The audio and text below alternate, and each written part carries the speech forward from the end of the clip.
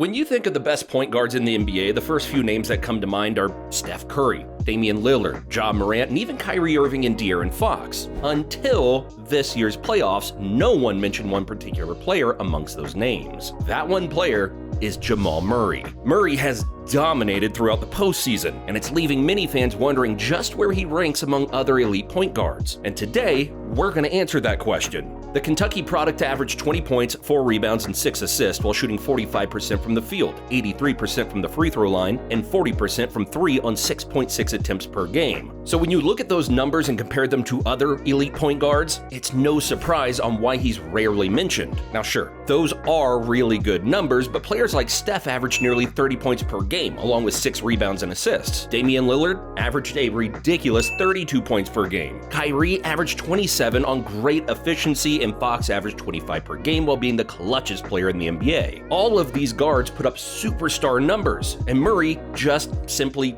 didn't. He's very similar to Jimmy Butler in a way. In the regular season, they're good players, but in the playoffs, they are phenomenal. Sometimes even all-time great. But just why does Murray play so amazingly in the postseason? Well, for starters, we have to talk about his mentality. It's honestly the most underrated thing about both Murray and Jimmy Butler. When it comes playoff time, they turn it up 10 notches and they understand their worth to their team. They know the only way they can get to the finals is if they play out of their minds, and that's what they do. We've seen games from stars like James Harden, Jason Tatum, Joel Embiid, and even Kevin Durant where they look completely disinterested, or they just aren't aggressive enough. But that is never the case with Murray. He's going to shoot and attack all night long, no matter if he's having an off game or not. But now let's talk about his encore play, starting with his finishing. In the playoffs, Murray has finished 49.5% of his drives on 6.7 attempts per game. In the regular season, he finished with the same 49%, but just on fewer attempts. So he attacked more in the playoffs than in the regular season. And that again points to his mentality and aggressiveness every single game,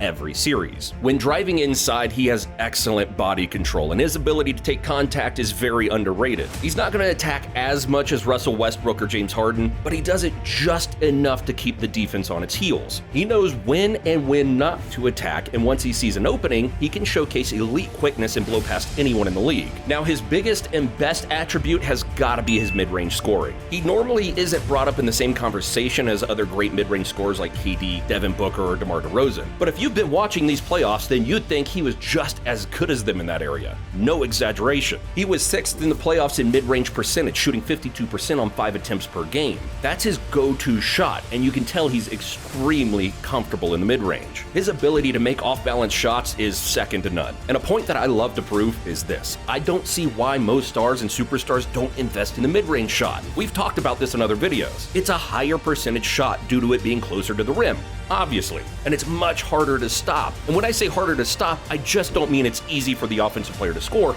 but it opens up so many other opportunities that jacking up threes don't. For one, if you have it going in the mid-range, the opposing team will usually counter that by sending double teams. And, well, that'll lead to one of your teammates being wide open cutting down the lane. That's something Nikola Jokic, LeBron James, and even Joel Embiid have mastered. And not only that, but another option is kicking the ball out to a shooter for a 3. And one of the most important benefits in today's NBA is drawing fouls. Because when you're in the mid-range, especially around the free throw area, the lane is usually heavily clustered with the defense swiping and reaching everywhere. James Harden, Jason Tatum, and Joel Embiid have mastered this as well. It isn't always pretty for us to watch as fans, but it puts points on the board. But now back to Jamal. He's automatic from the mid-range, and his overall versatility offensively is what makes him such a great 3-level scorer. Because once he gets to the line a few times and drains a mid-range or two, then he gets a rhythm and starts bombing threes. And does he ever bomb threes? We all know what happens when he gets hot from deep. Just ask the Lakers. And like I mentioned earlier, he shot great from deep in the regular season, 40% on a good volume of 6.6 attempts. In the playoffs, though, he increased his attempts to 8 and still shot around 40% from deep.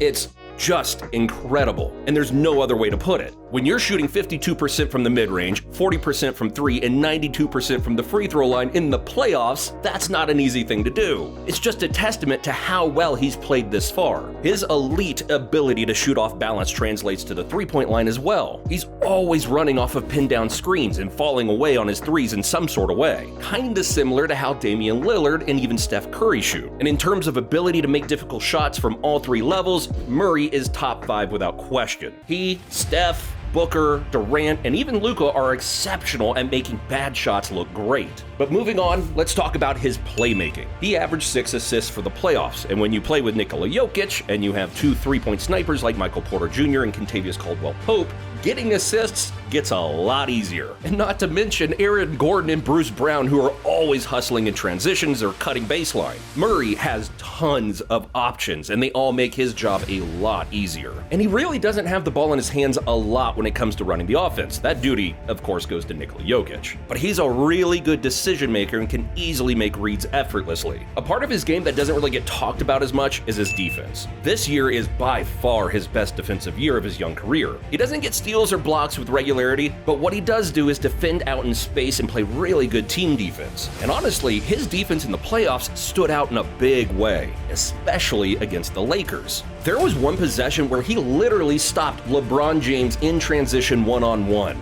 Yes, he did that. A guard stopping a freight train with a full head of steam. That just doesn't happen. He's got some sneaky strength to him too, for sure. At 6'4" and 215 pounds, he uses his solid frame to cut off players, and his anticipation on the defensive end is pretty good for someone who has never been known as a defender. This is what makes him such a dangerous playoff player. He brings the same intensity and fire on both ends of the court. He's not gonna just let you bully him on the defensive end. He accepts the challenge and seems to be very comfortable defending out in space, no matter who the opponent is. Overall, he is incredibly important to Denver, and if they want to win this championship, they will need all of him on both ends. And his amazing play isn't going unnoticed by his superstar teammate, former 2-time MVP, the Joker. Quote, "He's been our best player since the first round, and he's really stepping up, even if he doesn't make shots. His energy is always good, and I think that's the best feeling for the guys around him. Yes, we know he can make shots, he can go for 50, but even when things don't go his way, he doesn't fall down. He's still into it. He's still playing, he's still fighting, and I think that's the best thing about him right now." All in all, Jamal Murray is going to have the perfect opportunity to show the world just how dynamic he is versus the Heat in the finals. And it won't be easy. The Heat defense is scrappy, long, and well coached. And not to mention, you have 2 elite defenders in Jimmy Butler and Bam Adebayo causing chaos and being disruptive. But the key to Murray's success against them is knocking down threes. You see, due to the Heat being a small defensive team, especially when Adebayo sits on the bench, the Heat will send frequent doubles at Nikola Jokic. At least with the Lakers, they had Anthony Davis, a terrific shot blocker, and 2 big strong body defenders in Rui Hachimura and LeBron James. The Heat will not have that luxury, so it's going to be rare for Jokic to be going one-on-one in the post. And fun fact, Nikola Jokic led all players in individual post-paint points versus the Miami Heat in the regular season. So again, expect a lot of doubles thrown his way. And this is where Jamal Murray could really shine. He's gonna have a lot of open shots from downtown. But that's not the only way he could be ultra effective against the Heat. You see, when the Celtics won their 3 games versus the Heat, they heavily relied on the high screen and roll from Miami's zone. Robert Williams would set a high screen, with Tatum being the ball handler, and they would just use their height to force their way inside. There was really nothing the Heat could do. They were just too small. And now, the Heat are up against what I would claim to be the best pick and roll duo in the postseason. The offensive versatility between Jokic and Murray could benefit them in many ways. If you step up on the screen, Murray's gonna blow by you and get to the rim.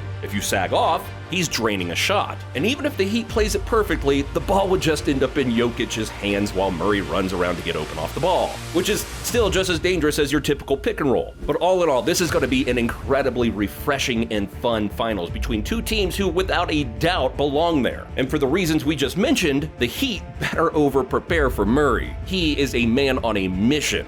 If you don't contain him, the series may not go 7. He's just that good. Thanks for watching, and we'll see you in the next one.